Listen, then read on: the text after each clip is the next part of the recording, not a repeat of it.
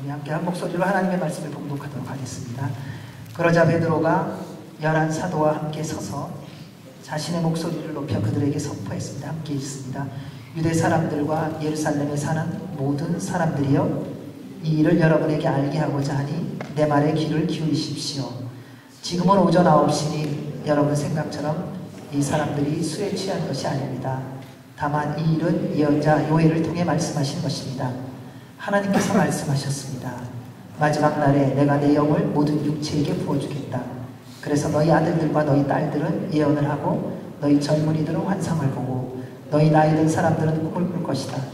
그날에 내가 내 남종들과 여종들에게도 내 영을 부어주겠다. 그래서 그들이 예언을 할 것이다. 또 내가 위로 하늘에서는 기사들과 아래로 땅에서는 표적들을 나타낼 것이다. 피와 불과 자욱한 연기다. 주의 크고 영화로운 날이 이르기 전에 해가 변해 어둠이 되고 달이 변해 피가 될 것이다. 그러나 누구든지 주의 이름을 부르는 사람은 구원을 얻을 것이다. 아멘. 하나님의 말씀입니다. 하나님은 살아계신 분이십니다. 살아계신 하나님은 말씀하신 모든 것을 하나님의 때가 되면 반드시 이루어 주십니다. 성경의 모든 역사를 보아도 알 수 있고 또 우리의 지나온 삶을 돌아보아도 알 수 있습니다. 하나님이 약속하신 것이 있다면 하나님의 때가 되면 우리 살아계신 하나님은 그 하나님의 때 하나님의 방법으로 분명히 이루어 주십니다. 만약에 어떤 것이 약속은 받았는데 아직 응답되지 않았다면 아직 하나님의 때가 이르지 않은 것 뿐입니다. 하나님께서 능력이 없거나 하나님이 이루어 주시지 않는 것이 아니라 주님의 때가 되지 않았기에 주님께서 기다리고 계시는 것입니다. 우리는 어떤 약속을 받고 나면 우리 스스로 내가 기다리고 있다고 하는 생각을 갖고 있습니다. 그런데 그렇지 않습니다. 약속하신 하나님은 그 응답을 해주시려고 하나님께서 그 때를 기다리고 계시다는 사실이에요. 근데 이 사실을 놓치고 오해하기 시작하면 우리는 조급해지기 시작합니다. 그래서 자꾸 하나님으로부터 멀어지는 그런 모습을 볼 수 있다는 것입니다. 따라서 사랑하는 여러분, 주님 앞에 간절히 기도하는데 아직 응답되어지지 않은 것이 있다면 우리보다도 하나님이 더 기다린다는 사실을 깨달으시기 바랍니다. 그리고 주께서 주님의 때에 분명히 응답하실 것을 믿는 믿음으로 인내하십시오. 반드시 주께서 응답해 주실 것입니다. 그리고 그 응답의 때 우리로 고백하게 하십니다. 하나님, 이래서 기다리셨군요 하는 고백이 있을 것입니다. 그날이 우리 모두에게 속히 오기를 주님의 이름으로 축원합니다. 하나님의 때가 되어 약속하신 성령님께서 예수님의 명령대로 믿음으로 기다린 사도들과 모든 사람들에게 임했습니다. 성령님께서 그 자리에 있는 한 사람 한 사람 머리 위에 바람처럼 불처럼 임하셨습니다. 그로 말미암아 모든 사람들이 성령님의 일하게 하심을 따라서 다른 방언으로 말하기 시작했다. 말씀은 이렇게 증거합니다. 그때는 이스라엘의 3대 절기 중에 한 절기였던 7.7절이었습니다. 수많은 경건한 유대인들이 온 세상에서 절기를 지키기 위하여 하나님의 말씀에 명령대로 순종함으로 예루살렘 성으로 왔었던 때입니다. 그래서 이전보다 수많은 사람들이 함께 모여 있었고 그리고 예루살렘 성은 꽤나 북적거렸던 때입니다. 그때 그 사방에서 온 경건한 유대 사람들이 성령님 충만함을 받은 사도들과 사람들이 그들이 사는 다른 나라의 언어로 말하기 시작하는 것을 들었다. 성경은 이렇게 우리에게 증거하고 있습니다. 그런데 그들은 자신이 사는 나라의 언어로 제자들이 말하는 것을 듣고는 당황합니다. 보통 이 정도 되면은 야, 신기하다, 어떻게 이런 일이 있을까라고 순수한 궁금함이 있어야 될 텐데 이들은 당황하며 오히려 이상한 생각을 하기 시작합니다. 가장 먼저 보인 그들의 반응은 외국어를 하는 제자들이 무식하고 별 볼 일 없는 갈릴리 출신이라고 하는 것을 생각하며 별로 관심을 두거나 그리고 존중하려고 하지 않는다는 사실입니다. 그래서 어떤 사람은 그들이 세술에 취했다라고 멸시하고 조롱하기도 했습니다. 말씀을 보면 성령님 충만하여 제자들이 온 세계에서 온 유대 사람들이 각자의 말로 말한 내용은 엉뚱한 내용이 아닙니다. 별로 들어도 소용없는 시시한 내용이 아니라는 겁니다. 말씀은 뭐라고 말하냐면요, 그들이 각 지역의 언어로 하나님의 크신 일을 이야기하는 것을, 말하는 것을 들었더라. 여러분, 경건한 유대인들이 와갖고 자기 나라의 말로 언어로 들은 것은 어떤 사람이 어떻대, 어디 음식점이 맛있대, 무슨 일이 있대, 이런 얘기를 들은 것이 아니라는 겁니다. 본인들이 경배하고 있고 본인들이 믿고 있고 본인들이 유일한 하나님이라고 알고 있는 살아계신 하나님의 위대한 일에 대하여 들었다는 것입니다. 하나님의 위대한 일에 대하여 들음에도 불구하고 그들은 전혀 받아들이지 못하는 모습을 보여주고 있습니다. 이 말씀을 보면서 한 가지를 생각해 보았습니다. 우리는 누가 말하든지 하나님의 말씀이 선포되면 들을 거라고 말합니다. 여러분 그렇게 생각하고 있죠? 여러분 스스로도요. 누가 말하든지 나는 무식한 사람이든 똑똑한 사람이든 어떤 사람이든지 그 사람이 하나님 말씀을 말하면 나는 듣겠다. 예수님 믿는 사람은 다 공통적으로 그런 믿음을 갖고 있습니다. 그리고 다 그렇다고 말합니다. 그런데 실상은 별로 그렇지 않다는 것입니다. 우리는 누가 말하느냐에 따라 듣기도 전에 먼저 그 사람의 말을 들을 것인지 안 들을 것인지를 우리의 마음에 결정합니다. 어떤 사람이 말하느냐에 따라 우리는 그 얘기를 믿을 것인지 안 믿을 것인지 이미 우리의 생각 속에서 마음속에서 최소한 7, 80% 이상은 결정하고 시작한다는 겁니다. 여러분 이곳에서 최고의 권력자가 얘기한다면 그 사람이 말하는 것 여러분 이미 다 마음속에 그래 이유가 있으니까 권력자가 됐겠지 하며 그 사람 말하는 것을 이미 듣기로 결정하지 않겠습니까? 옷도 초라하고 냄새나는 사람이 와서 이야기를 한다면 그 주제에 무슨 얘기를 하는가? 그 사람이 하는 내용에 대한 관심이 아니라 이미 우리 눈앞에 보여지는 그 사람에 대한 나의 판단으로 들을 것인지 안 들을 것인지 우리는 거의 다 결정한다는 사실이지요. 세상에서 인정받고 능력 있다고 알려진 사람, 유명한 사람이 말하면 우리는 무슨 내용을 말할 것인지 생각해보지도 않고 무조건 믿기로 결정하죠. 그래서 유명한 신학자가 말하면요, 우리는 일단 무조건 믿으려고 애를 씁니다. 이해도 안 되는데 이해하려고 애를 쓰고요. 그리고 분명 이상한 것 같은데 아니야. 그래도 뭔가 이유가 있으니까 유명한 신학자가 됐겠지라는 애써 해석을 하며 그 사람의 말을 믿으려고 수고한다는 사실이죠. 무슨 말을 해서가 아니라 말하는 사람이 누구냐가 우리에게는 굉장히 중요할 때가 많습니다. 하나님께서 말씀하시면 언제든지 듣고 믿고 순종하겠다고 말하지만 실질적으로는 우리는 누가 말하느냐에 따라 하나님의 말씀으로 들을 것이냐 안 들을 것이냐가 우리 마음에 결정된다는 거예요. 여러분 예배 시간에 주님 앞에 나올 때 어떠십니까?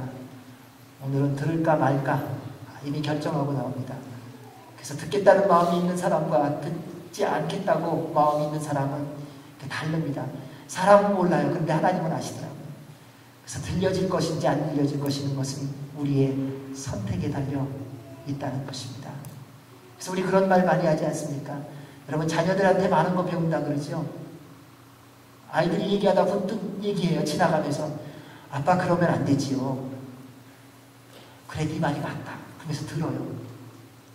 근데 정말 사랑하는 다른 사람이 친구나 다른 사람이 말합니다. 형제님 그러시면 안 돼요. 당신이 뭔데? 우리는 누가 말하느냐에 따라 들어야 될 말을 듣는다고 말하지만 아니요. 들어야 될 내용이 무엇이기 이전에 우리는 어느 틈엔가 우리 눈에 보이는 그 사람이 누구냐에 관심이 많다는 것입니다. 그래서 성경을 보면 하나님은 모든 사람을 사용하시더라는 거예요. 능력이 있는 사람뿐만 아니라 왕뿐만 아니라 권력자뿐만 아니라 아무것도 없는 가장 가난하고 연약한 사람까지도 우리 하나님은 다 사용하고 계시다는 것입니다. 그를 통해 우리에게 하나님의 말씀이 모든 사람을 통해서 들려질 수 있다는 것을 알려주시기를 원하시기 때문입니다.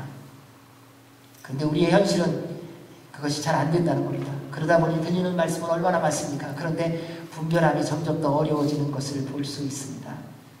하나님의 말씀은요, 우리의 지식과 능력과 경험으로 깨달을 수 있는 것이 아닙니다. 여러분 오랜 신앙생활의 연도수가 하나님의 말씀을 깨닫게 하는 것의 척도가 아니라는 것입니다. 주님 앞에 내가 얼마나 열심히 일했던 왕년의 시간이 있었느냐가 주님의 말씀을 온전히 깨닫고 적용할 수 있는 기준이 되지 않는다는 것입니다. 하나님의 말씀은 오직 성령님의 능력으로만 온전히 깨달을 수 있습니다. 제자들을 보십시오. 그들은 3년 동안 주님과 함께 동행하는 사람들이었습니다. 예수 그리스도의 그 주옥과 같은 말씀을 친히 들었던 사람들입니다. 주님의 모든 기적을 행하심을 두 눈으로 보고 본인들이 다 경험했던 사람들입니다. 그런데 그들이 주님의 말씀을 깨닫지 못했습니다. 함께 있으면 깨달을 거라고 말할 수 있는데 우리는 함께 있으면 알 거라고 말하지만 아니요. 3년 동안 바로 먹고 자고 함께 하면서도 제자들은 예수님이 어떤 분이신지를 제대로 몰랐고 그분의 말씀에 대한 온전한 깨달음이 없었고 기적과 이사를 보면서도 하나님의 말씀의 참된 의미를 깨닫지 못했던 것이 제자들이 예수님과 3년 동안 공생했던 기간이에요. 그들이 언제 비로소 깨닫기 시작했는가? 주님의 말씀대로 명령대로 믿음으로 순종하며 마가의 다락방에서 기도하고 성령님의 임재를 경험한 다음이에요. 여러분, 공부 열심히 했다고 하나님의 말씀을 깨닫는 게 아닙니다. 지식은 있을 수 있습니다. 그런데 그것이 우리의 삶에 적용되지 않는 이유는 간단합니다. 하나님의 말씀을 깨닫지 못했기 때문이에요.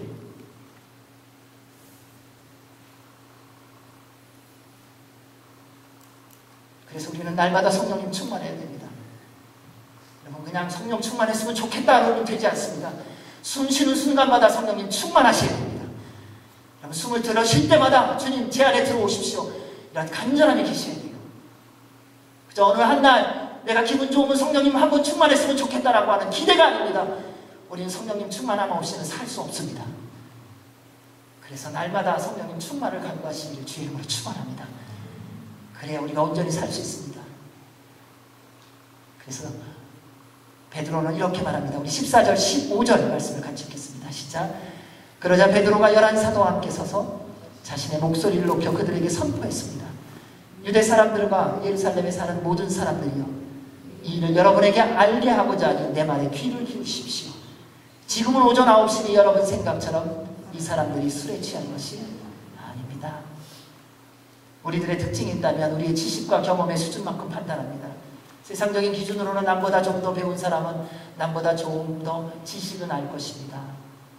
무슨 전문성 있는 사람 그 영역에 있어서 모르는 사람보다는 조금 더 알 수는 있을 것입니다. 하지만 이 땅에 사는 모든 인간은 한계가 있습니다. 수준에 한계가 있습니다. 깨달음에 한계가 있습니다. 생각에 한계가 있습니다. 모든 것을 다 이해하고 감당할 만한 사람은 아무도 없다는 것입니다. 어느 누구라도 정도의 차이일 뿐이지 다 한계가 있다는 사실이에요. 그래서 사람을 다 세워놓고 하나님 앞에서 우리가 서 있으면요, 딱 한마디로 정리될 수 있습니다. 우리는 도토리 키즈 얘기하는 거예요. 얼만큼 많이 배웠고 얼만큼 많은 경험을 했느냐가 아닙니다. 주님 앞에 서 있는 우리는 다 거기라는 것입니다. 그래서 만약에 자신이 이해할 수 없고 감당할 수 없다면 여러분, 그것을 이기는 가장 간단한 비결이 있습니다. 그냥 그 한계를 인정하시면 돼요. 자존심 때문에 인정하지 못하고 저 사람보다는 내가 낫다는 그것을 좀 지켜보려고 인정하지 못하고, 아니요, 모르는 것을 모른다고 하는 게 누가 잘못이라고 말합니까? 이해하지 못하는 것을 이해하지 못한다고 인정하는 것을 누가 책망합니까? 어느 누구도 그것에 대하여 비난하거나 비판하지 않습니다. 모른다고 말하면 알려줍니다. 이해하지 못한다고 하면 설명해 줍니다. 우리 하나님 앞에서도 우리는 얼마나 자존심이 강한지 모릅니다. 주님의 말씀을 모른다면 여러분, 그냥 조용히 무릎 꿇고 주 앞에 고백하십시오. 하나님, 잘 모르겠습니다. 내가 너를 사랑한다는 그 말씀에 대하여 주님, 저를 사랑하신다는 게 뭔지 모르겠습니다. 그냥 고백하세요. 하나님, 저에게 응답하신다는 것이 지식적으로는 알겠는데 그 응답이 뭐예요? 이해할 수 없어요. 제 안에 해석되지 않습니다. 주님 앞에 그냥 그렇게 고백하십시오. 그럼 주님이 도와주십니다. 유대인들은 성령님의 충만함을 받은 것을 한 번도 본 적이 없지 않습니까? 그로 인해 그들이 각자의 나라의 말로 하나님의 일을 선포하는 것을 들으면서도 엉뚱하게 해석합니다. 세술에 취했다고.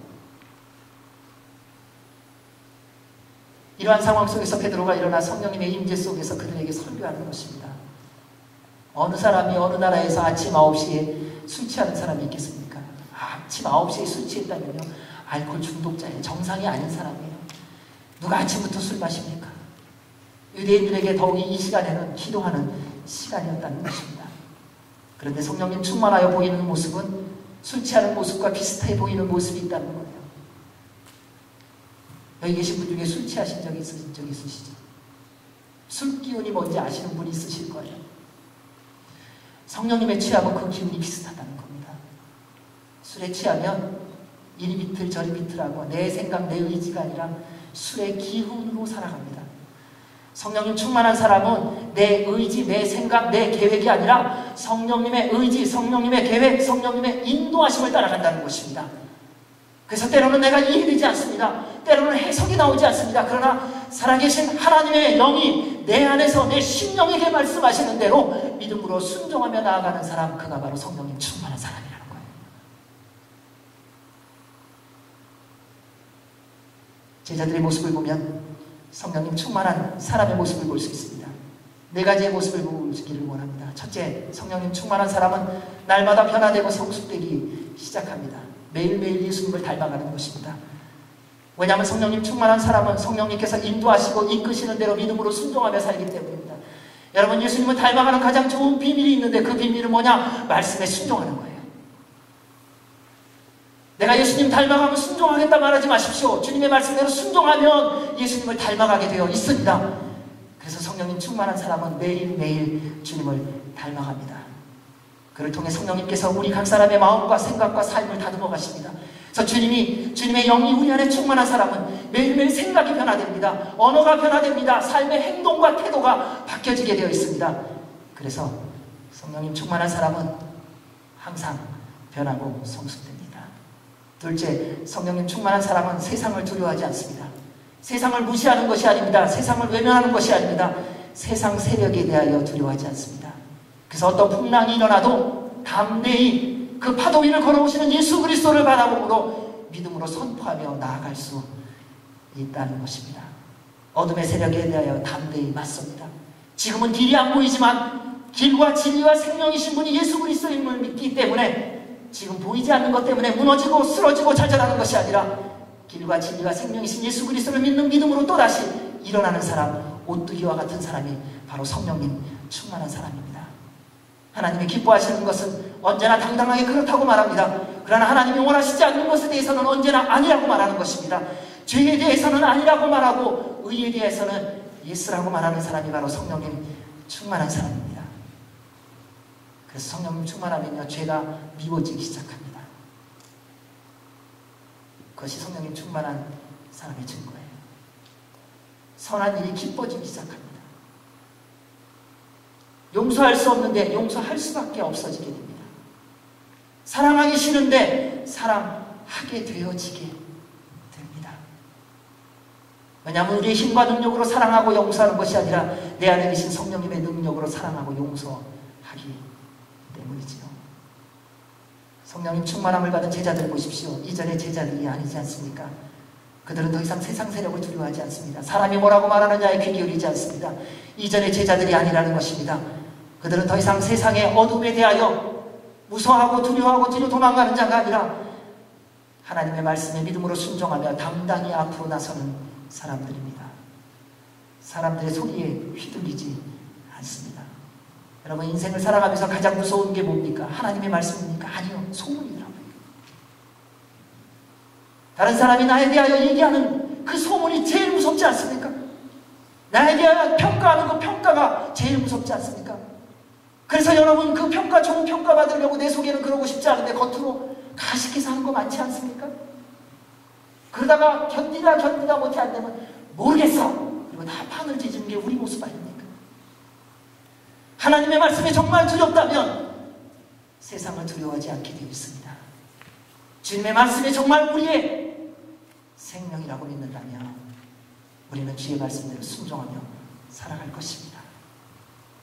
사랑하는 여러분, 성령님 충만하면 사람을 두려워하지 않고 제자답게 당당하게 살아갈 수 있습니다. 세 번째, 성령님 충만한 사람은 예수 그리스도의 증인이 됩니다. 예수님께서 말씀하셨습니다. 성령이 너희에게 임하시면 너희가 권능을 받고 예루살렘과 온 유대와 사마리아와 땅끝까지 이르러 내 증인이 되리라. 고집쟁이가 되거나 병청아가 되는 게 아닙니다. 우리는 예수님 증거하는 사람이 되면은 무조건이라고 하는 표현을 합니다. 내 식대로 전하려고 합니다. 그것은 아닙니다. 오히려 세상에 하나님의 사랑으로 품고 섬기는 사람이 되어가야 합니다. 사도 바울이 믿음의 아들 디모데에게 이렇게 말했습니다. 그대는 말씀을 전파하여라. 때를 얻든지 못 얻든지 항상 힘쓰라. 끝까지 오래 참고 가르치며 책망하고 경계하고 권면하여라. 이는 성령님 충만한 사람만이 지킬 수 있습니다. 때를 얻든지 못 얻든지. 그럼 복음은 여러분 자신에서부터 시작하는 것입니다. 왜냐하면 내 안에 예수 그리스도의 복음이 있다면 내 옆에 있는 사람에게 복음을 전하는 삶을 살게 되어 있어요. 왜 내 삶 속에서 복음이 안 나오는가? 내 안에 복음이 없으니까요. 당신이 나로 복음을 전하게 만들면 내가 하겠다. 다 거짓말이라고 해도 들리지 않습니다. 내 안에 예수 그리스도가 계시다면 그 예수님은 멈춰지지 않는 운동력입니다. 내 안에 성령님이 계시다면 그 복음은 멈출 수 없는 힘이라는 사실입니다. 그래서 성령님 충만한 사람은 자기 자신이 먼저 변합니다. 그리고 나 때문에 내 옆에 있는 내 아내가, 내 남편이, 내 자녀가, 여러분 때문에 여러분이 있는 그 직장의 동료가 예수님을 믿고 교회 다니는 사람일 수도 있습니다. 여러분이 섬기는 그 일터에서 예수님을 알고 교회 다니는 사람일 수도 있습니다. 그러나 여러분 때문에 여러분의 성령님의 충만함이 있다면 그 사람들이 여러분을 통하여 예수 그리스도의 복음을 맛보게 될 줄로 믿습니다. 이것이 바로 성령님 충만한 사람의 모습입니다. 따라서 사랑하는 여러분, 성령님 충만하십시오. 그리고 예수 그리스도의 증인의 삶을 주님이 다시 오시는 그날까지 사시기를 주의 이름으로 축원합니다. 네 번째, 성령님 충만한 사람은 함께 일합니다. 베드로를 보십시오. 그는 11 사도와 함께 서서 자신의 목소리를 높여 사람들에게 선포했다, 이렇게 말합니다. 아무도 없는데 혼자 가갖고 광장에 가서 얘기한 것이 아닙니다.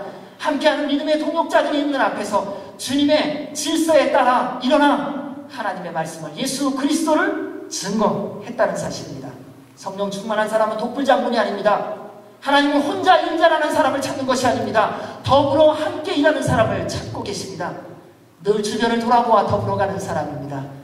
왜냐하면 하나님의 일을 혼자서 감당할 수 있는 사람은 아무도 없으니까요. 만약에 한 사람으로 하나님의 일이 다 담당될 수 있다면 하나님은 우리 안 부르셨을 거예요. 그냥 하나님이 다 알아서 하시면 돼요. 근데 하나님은 함께 일하게 하셨습니다. 이를 위해서 예수님께서도 제자들을 12명이나 부르시지 않았습니까? 그리고 그들을 훈련시키시고 더불어 가게 하셨습니다. 하나님이신 예수님께서 혼자서 다 하실 수 있었는데 그 일을 우리에게 맡겨주신 것은 함께 하라는 겁니다. 사랑하는 여러분, 하나님의 공동체는 더불어 가는 공동체여야 됩니다. 우리 안에는 수많은 사람들이 있을 것입니다. 장애인도 있을 것입니다. 눈이 먼 사람도 있을 겁니다. 걷지 못하는 사람도 있을 겁니다. 몸을 제대로 움직이지 못하는 사람도 있을 겁니다.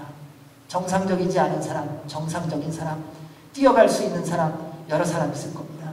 근데 하나님의 공동체는 뛰어가는 사람이 업어주지 않으면 걸어갈 수 없는, 갈 수 없는 그 사람을 업고 가는 공동체여야 합니다. 하루 길이면 갈 수 있는 길이지만은 눈먼 사람이 있다면 그 사람과 한 달을 걸려서 가더라도 가야 하는 공동체가 바로 하나님의 공동체라는 것입니다. 내 마음에 들지 않고 나하고 함께 할 수 없다면 버리고 가는 공동체가 아니라 비록 가는 길이 멀고 험해도 한 달이면 갈 거리를 10년이 걸린다 할지라도 주님의 말씀에 믿음으로 순종하며 그 믿음의 사람과 손잡고 가야 하는 것이 바로 하나님의 공동체입니다. 그래서 성령님 충만한 사람은 일렬로 가는 사람이 아니라 횡대로 가는 사람입니다. 지치지요. 손을 뿌리치고 버리고 싶습니다. 그래서 날마다 성령님 충만해야 되는 겁니다. 그래서 또 손잡고 일어나는 것입니다. 여러분 살다 보면 자녀들도 버리고 싶을 때 있지 않으셨습니까? 부모도 버리고 싶었고요. 아내도 남편도 내 이 사람하고 어떻게 사는가 버리고 싶을 때 있지 않았습니까? 그래서 성령님 충만해야 된다는 것입니다. 왜냐하면 성령님 충만하면 버리고 싶은 내 마음이 있지만은 내 안에 계신 성령님께서 내 손에 힘을 주셔서 그 잡았던 손을 더 꼭 쥐게 하시는 하나님의 능력이 일어나기 때문에요. 이 땅 가운데 가정을 회복할 수 있는 사람이 누구입니까? 바로 여러분들 아닙니까? 이 땅 가운데 사회의 거룩함을 회복할 사람이 누구입니까? 예수 그리스도를 믿음으로 말미암아 성령 충만한 여러분들 아닙니까?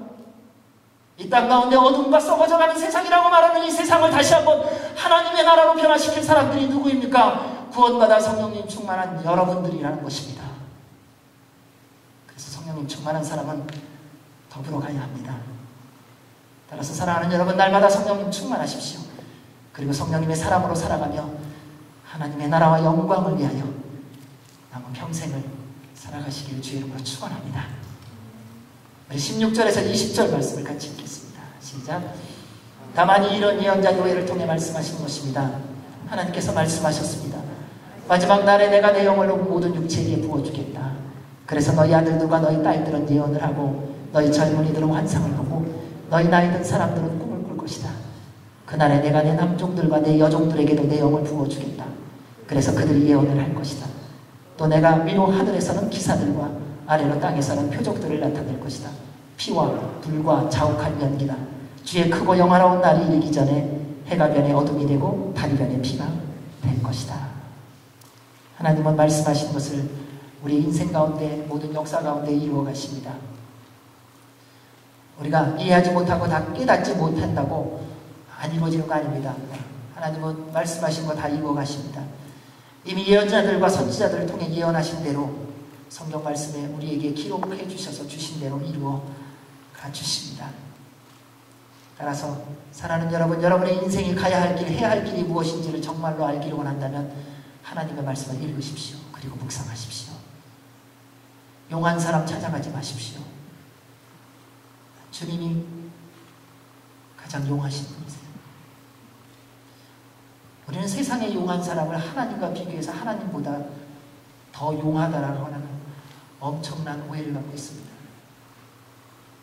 여러분, 신문 보고 중국집 가서 했을 때 포춘 쿠키 드시지 마십시오. 그거 안 드셔도 그거 드시면 건강에 더 해로워요.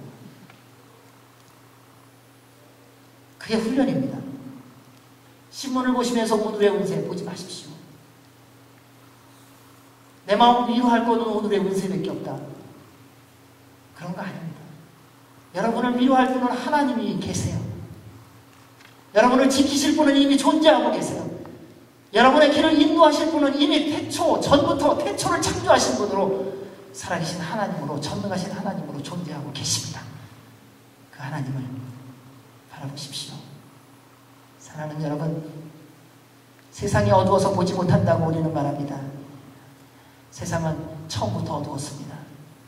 빛이신 예수 그리스도를 놓쳤기 때문에 어둠 속에 있어서 세상을 제대로 보고 있지 못할 뿐이에요. 세상이 혼란스러워서 우리는 혼란스럽다고 말합니다. 그렇지 않습니다. 세상은 죄가 들어옴으로 말미암아 처음부터 혼란했어요. 길과 진리와 생명이신 예수 그리스도를 외면하고 우리 식대로 살기에 우리 스스로 혼란한 세상으로 들어갔기 때문에 혼란할 뿐입니다. 성령님 충만함을 받은 베드로의 설교를 들어보십시오. 세상의 욕망과 욕심을 추구하던 자가 더 이상 아닙니다. 하나님의 나라와 영광을 위해 예수 그리스도의 증인이 되었습니다.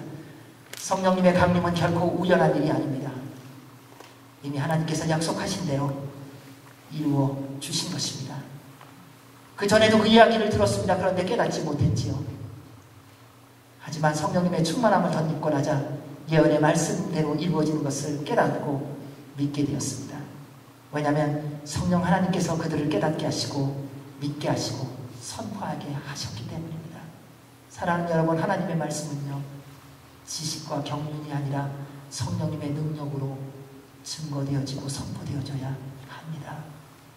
그래서 주님의 이름으로 기도 부탁을 드립니다.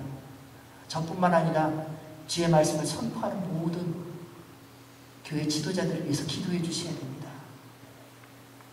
유명한 신학자, 세상의 지식이 아니라 성령님의 능력으로 하나님의 말씀만을 선포하도록 여러분 꼭 잊지 말고 기도할 때마다 기도해 주시기를 바랍니다. 예수님의 증인의 삶을 살아가려면, 하나님의 말씀을 온전히 깨닫고 말씀대로 살아가려면 반드시 성령님 충만해야 됩니다. 그때 주님께서 우리 안에서 예수 그리스도의 제자의 삶, 증인의 삶을 살도록 인도하시고 넉넉히 감당할 힘과 능력을, 지혜와 권세를 부어주시기 때문입니다. 그로 인해 예루살렘과 온 유대와 사마리아 땅끝까지 이르러 예수 그리스도의 증인으로 살게 하십니다. 여러분의 매일의 삶 가운데 이러한 은혜가 있기를 바랍니다. 베드로는 성령 강림이 예언의 성취임을 선포합니다. 그리고 요엘 선지자를 통해 주신 말씀을 증거로 말합니다. 이것이 마지막 때의 모습입니다. 마지막 되면 이러한 일이 있다는 것입니다.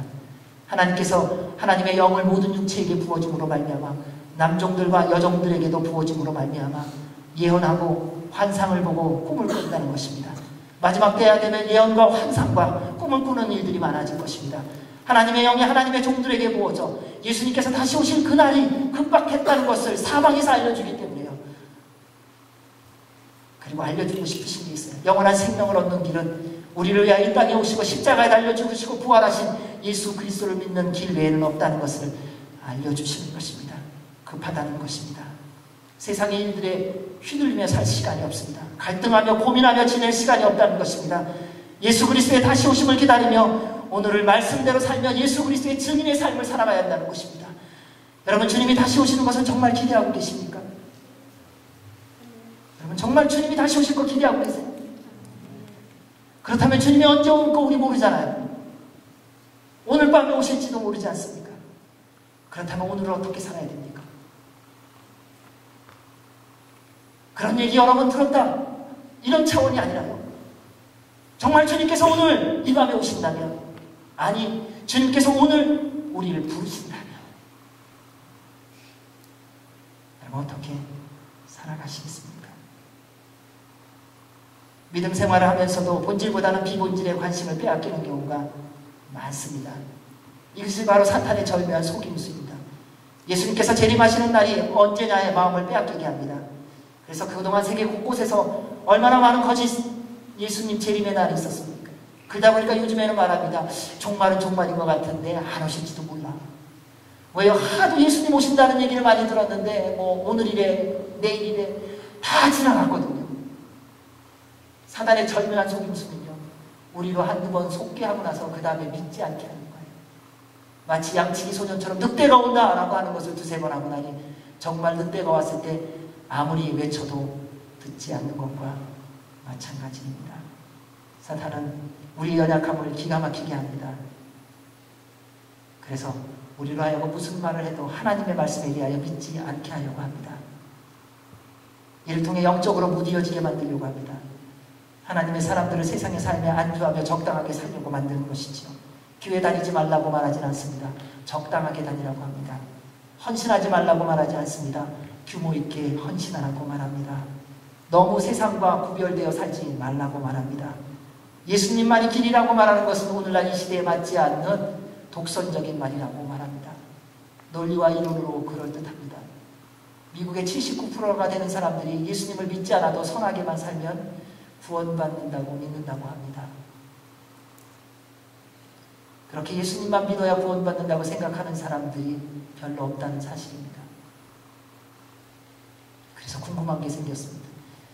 여러분은 정말 예수님을 믿어야만 구원받는다고 생각하시는지요? 예수 그리스도 외에는 구원의 길이 없다고 정말 확신하고 계시는지요? 마지막 때가 다가올수록 더 깨어있어야 합니다. 더 성령님 충만함을 구하며 기도와 말씀에 전념하며 항상 주님의 말씀대로 순종하며 살아야 됩니다.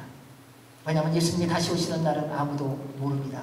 그 날짜와 그 시간은 아무도 모른다. 하늘의 천사들도 모르고 아들도 모른다.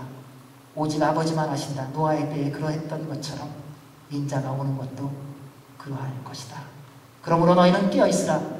너희 주께서 어느 날에 오실지 알 수 없기 때문이다. 사랑하는 여러분, 마지막 때가 가까울수록 조심해야 할 것이 있습니다. 하나님의 사람들을 통한 예언과 환상과 꿈이 막는 만큼이나 어둠의 세력, 사탄의 세력으로 말미암은 환상과 꿈과 예언도 많습니다. 그래서 우리로 미혹해 할 것입니다. 요즘 부인할 수 없을 만큼 말씀에 기록된 대로 마지막 때의 모습들이 보이지 않습니까? 그만큼 사탄도 왕성하게 활동하며 하나님의 자녀들을 미혹하게 하는 일들이 많을 것입니다. 그러므로 영적으로, 육적으로 깨어 있으십시오. 항상 깨어 기도하시기 바랍니다. 주야로 말씀을 읽으시고 묵상하십시오. 여러분, 올 한 해는 좀 결정하십시오. 올 한 해 동안에는 성경 한 번을 다 통독하겠다고 주님 앞에서 결정하십시오. 주의 말씀을 읽지 아니하고 어찌 주님의 뜻을 알겠습니까? 한 해를 지나가며 한 번도 말씀을 읽지 않는다. 예수님 믿는 사람인지 스스로 자문해 보시기 바랍니다. 그러면서 어찌 가야 할 길을 깨닫기를 원하고 해야 할 일을 알기를 원하십니까? 정말 주님의 기쁨이 되기를 원한다면 말씀과 가까워지는 여러분 모두가 되시길 주의 이름으로 축원합니다. 그러면 마지막 날 예수 그리스도께서 다시 오시는 날에 구원받는 사람이 누구겠는가? 21절에 이렇게 말합니다. 같이 있습니다. 시작. 그러나 누구든지 주의 이름을 부르는 사람은 구원을 얻을 것이다. 누구든지 주의 이름을 부르는 사람은 구원을 얻을 것이다. 사도 바울이 빌립보에서 귀신 들린 한 여종을 고쳤습니다. 고친 이유는 한 가지입니다. 안 고쳐주려고 했던 것 같아요. 며칠을 따라다니면서 귀찮게 했어요. 그래서 힘들고 귀찮아서 그 종의 귀신을 쫓아버렸어요. 그랬더니 그 주인이 고발해서 감옥소에 바울과 실라가 들어갔습니다. 하나님의 말씀을 전하기 때문에 잡혀 들어간 거 아닙니다. 그 주인이 고발한 이유는 딱 한 가지입니다. 자신에게 돈줄이 끊어졌다는 거예요. 사랑하는 여러분, 우리가 예수님을 믿고 있지만 하나님이 우선이십니까? 돈이 우선입니까? 우리는 돈줄만 연결된다면 하나님의 말씀도 소용없을 때 많지 않습니까? 돈줄만 연결된다면 주님의 말씀보다 돈이 우선이고 재물이 우선일 때가 많습니다. 이 주인이 바울과 실라를 고발하고 감옥소에 들어가게 하는 이유는 딱 한 가지입니다. 그가 무엇을 했느냐에 관심이 아닙니다. 자기의 돈을 벌게 한 귀신 들린 여종의 귀신이 떠나가 고쳐져서 돈을 버는 그 근원이 사라졌기 때문에. 이것이 오늘날 세상의 모습이라는 것입니다. 하나님의 말씀이 선포되는 것 때문에 방해하는 것이 아니라 우리들은 세상에 물질이 오는 것을 방해된다면 무엇이든지 포기할 수 있는 사람이라는 것입니다. 그런데 그들이 들어가서 기도하고 찬양하자 큰 지진이 나고 감옥문이 열리고 죄수들이 다 쇠사슬이 풀렸습니다. 간수가 도망간 줄 알고 죽으려고 하자 사도 바울이 소리칩니다. 죽지 말라고. 우리가 다 여기 있다고. 그때 그 간수가 묻습니다. 제가 구원을 받으려면 어떻게 해야 됩니까? 바울과 실라가 대답했습니다. 주 예수를 믿으십시오. 그러면 당신과 당신의 집안이 구원을 받을 것입니다. 마지막 날에 구원을 받는 사람은 누구든지 주의 이름을 부르는 사람입니다. 이에 대해 바울은 로마서 10장에서 이렇게 말합니다. 만일 당신의 입으로 예수를 주라고 고백하고 또 하나님께서 그분을 죽은 사람 가운데서 살리신 것을 마음에 믿으면 구원을 받을 것입니다. 사람이 마음으로 믿어 의에 이르고 입으로 고백해 구원에 이릅니다. 성경은 누구든지 그를 믿는 사람은 수치를 당하지 않으리라 말합니다. 유대 사람이든 이방 사람이든 차별이 없습니다. 동일하신 주께서는 모든 사람의 주가 되셔서 그분을 부르는 모든 사람에게 부여하십니다. 주의 이름을 부르는 사람은 누구든지 구원을 받을 것입니다. 아멘. 당시에 그런데 예수님을 믿는 게 뭔지를 꼭 기억하셔야 됩니다. 당시 예수님의 이름을 부르는 것은 순교를 각오하는 것입니다. 입술로만 고백하는 게 아니라 생명을 걸고 해야 하는 것이 예수 그리스도의 이름에 대한 고백, 예수님을 믿는다는 것입니다. 사도 바울이 어떤 사람이었습니까? 그는 예수님 믿는 사람을 잡아다가 가두고 때리고 죽인 사람이었어요. 사도 바울은 예수님의 이름에 대해서 얘기하는 것, 예수님을 믿는다고 고백하는 게 무엇인지 누구보다도 잘 알고 있었던 사람이에요. 예수 그리스도의 이름을 말한다는 것은 자기의 생명을 내어놓아야만 할 수 있다는 것을 어떤 사람보다도 알고 있던 사람이에요. 왜요? 그런 사람을 죽였던, 잡았던 사람이기 때문에요. 오늘날 그리스도인들이 영적 능력과 육적 하나님의 능력을 잃어버린 이유는 간단하지 않습니까? 예수님을 믿기는 하지만 예수님의 말씀대로 살지 않습니다. 예수님의 이름은 부르지만 그 이름에 합당한 생활은 없지 않습니까? 주님 앞에 나오기는 하지만 사실은 주님에 대한 관심이 없지 않습니까? 주님이 내 삶을 회복해 주신다니까 삶을 회복하기 위해서 주님 앞에 나왔지 주님을 믿음으로 회복되지 않고 있지는 않은지요. 그래서 예수님께서 이렇게 말씀하셨어요. 우리 주님께서 말씀하신 겁니다. 내게 주님 주님 하는 사람이라고 다 하늘나라에 들어가는 것이 아니다. 하늘에 계신 내 아버지의 뜻대로 행하는 사람이라야 하나님 나라에 들어갈 것이다.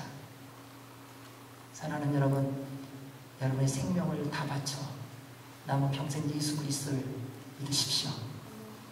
여러분의 온 힘과 생명을 다하여 뜻을 다하여 살아계신 하나님의 아들 예수 그리스도를 구주로 믿으시기 바랍니다. 그리고 날마다 숨쉬는 순간마다 말씀대로 순종하며 살아가십시오.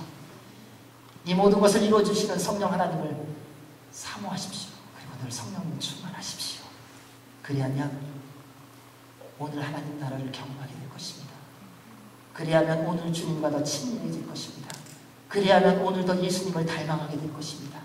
그리하면 오늘 세상이 두려운 세상이 아니라 하나님의 영광을 드러낼 세상으로 깨닫게 될 것입니다. 그리하면 오늘 내가 함께 갈 수 없다고 생각하고 다시는 만나지 않고 다시는 생각하지 않을 그 사람이 사랑하는 사람이요 용서할 사람이요 더불어 갈 사람임을 깨닫게 해주실 것입니다.